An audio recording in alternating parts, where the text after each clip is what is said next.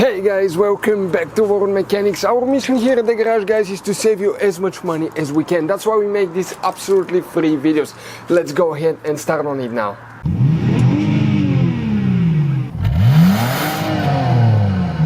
So let's start on it now.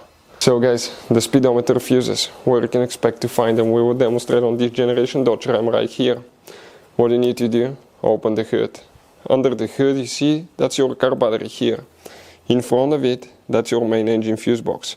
That cover, you need to open it by pressing two tabs, lift up, it will open. On the inside you'll find the main engine fuse box with a layout like this one.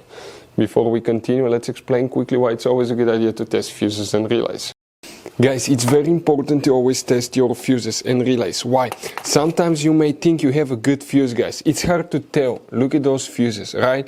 And sometimes, okay, you pull the fuse. Okay, I'm going to get the fuse pulled and I'm going to remove one fuse. I want to show you on that 20 amp fuse. Sometimes it's very unclear if that fuse is burned or not. You may not clearly see it. So always, guys, test them, because if you don't test the fuse, you assume it's good. You end up spending money, time and diagnostics for problems that do not exist, guys. So you can just waste your money and time. Always test your fuses, always test relays. We will put links in the description of the video below where you can find, guys, a video for testing a fuse and testing a relay that will explain everything that you need to do.